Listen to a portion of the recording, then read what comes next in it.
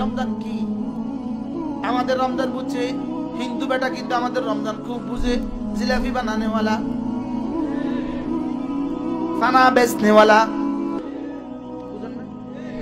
प्याजी बनाने वाला, खाना बेचने वाला, प्याजी बनाने वाला। हिंदुर बेटा हिंदू खूब बुझे रोजार दाम कत। जूता बनाने वाला बुझे, जूता बेचने वाला बुझे रमजाনের दाम कत। गामछा बनाने वाला बुझे रमजाনের दाम कत। लुंगी वाला बुझे रमजाনের दाम कत। थ्री पिस वाला बुझे रमजाনের दाम कत। দেখেন কোন থ্রি পিস কোম্পানির ফ্যাক্টরি এখন কর্মচারীদের ছুটি নেই, শুধু এক আওয়াজ রমজান রমজান রমজান রমজান। থ্রি পিস ওয়ালা কি বুঝে? যারা বুট এলসি করে, সানা এলসি করে, তারা এখন কি প্রস্তুতি নিতেছে? 24 ঘন্টা দোস্ত 10 লাখ টাকা দে, রোজার পরে নিস 11 লাখ, 50 লাখ দে, রোজার পরে নিস 12 লাখ 52 লাখ চলছে। কাপড়ওয়ালা কি বলে? দোস্ত 20 লাখ দে, রমজানের ঈদের পরের দিন 22 লাখ পেয়ে যাস।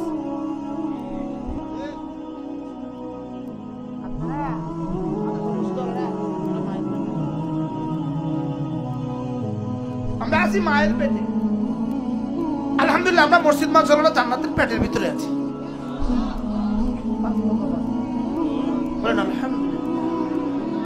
কি যে চলতেছে রোজার আগের এই সপ্তাহ। খেজুরওয়ালা পাগল হয়ে গেছে ডলারের লেগা, বুটওয়ালা পাগল হয়ে গেছে, চিনিওয়ালা পাগল হয়ে গেছে, পেঁয়াজওয়ালা পাগল হয়ে গেছে, রসুনওয়ালা পাগল হয়ে গেছে।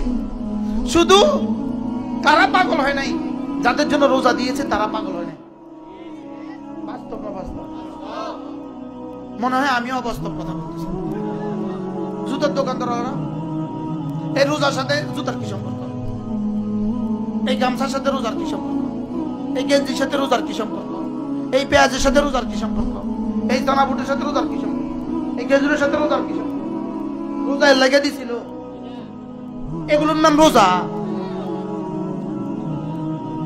রোজার বেলায় দিনের বেলায় সিয়াম, রাতের বেলায় কিয়াম, দিনের বেলায় সিয়াম, রাতের বেলায় কিয়াম। 30টা রোজা। ওয়ালি তুকমিলুল ইদ্দাতা, চাঁদ থেকে শুরু করো, চাঁদ থেকে ছেড়ে দাও। 28টা হবে না, 27টা গ্রহণযোগ্য হবে না, 22টা গ্রহণযোগ্য হবে না, 20টা গ্রহণযোগ্য হবে না। ওয়ালি তুকমিলুল ইদ্দাতা ফামান শাহিদা মিনকুমুশ শাহরা ফালইয়াসুমহু, রোজার মাস পেয়ে গেছো ফালইয়াসুমহু, তোকে রোজা রাখতেই হবে। ওয়ামা কানা লিমুমিনিন ওয়ালা মুমিনাতিন ইযা কাদাল্লাহু ওয়া রাসূলুহু আমরান আন ইয়াকুনা লাহুমুল খিয়ারাতু মিন আমরিহিম। এখানে রোজা রাখার কোনো বক্তব্য তোর শুনতে চাই না, কোনো সে চলবে না, কোনো ইখতিয়ার চলবে না। হ্যাঁ যদি মারিজ হও, হ্যাঁ যদি সফরে চলে যাও, ফাইদ্দাতুম মিন আইয়ামিন উখর, যাও অন্য সময় রেখে দিবা। যদি মুকিম হও, সহিহ হও, বালেগ হও, মুমিন হও, মুকিম হও, সহিহ হও, বালেগ হও, এই 4টা শব্দ যদি হয়ে যায়, 1 নম্বরে ঈমানওয়ালা হও। যদি কাফের হও তোকে রাখতে হবে না, ঈমানওয়ালা যদি হও তুই ছাড়তে পারবি না। কি বলছি বলেন, আবার বলেন।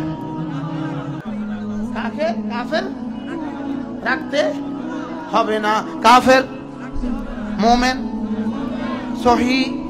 অসুস্থ হইলে যাও অন্য সময় রাখলেও হবে, সুস্থ তুমি ছাড়তে পারবা না। যদি তুমি মুকিম হও, বাড়িয়ে ঘরে থাকো, তোকে রাখতেই হবে। যদি সফরে যাও অন্য সময় রেখে দিও। এতটা বুড়ো হয়ে গেছো আর পারোই না, যাও তোমাকেও মাপ, তুমি অন্য সময় তুমি ফেতিয়ে দিয়ে দিও।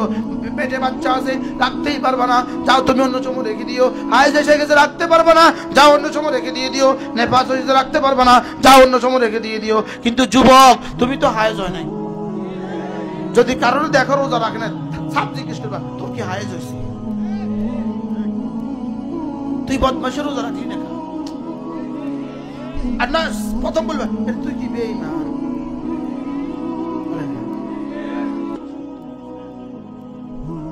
তুই কি বেঈমান, তুই রোজা রাখলি না, যে তুই বেঈমান না হলে রোজা রাখলি না। সাপ বলবে না এই কথা, তুই বেঈমান না হলে রোজা রাখলি না। কোন কোন কোন আবার কর। আরে মা তো না কেন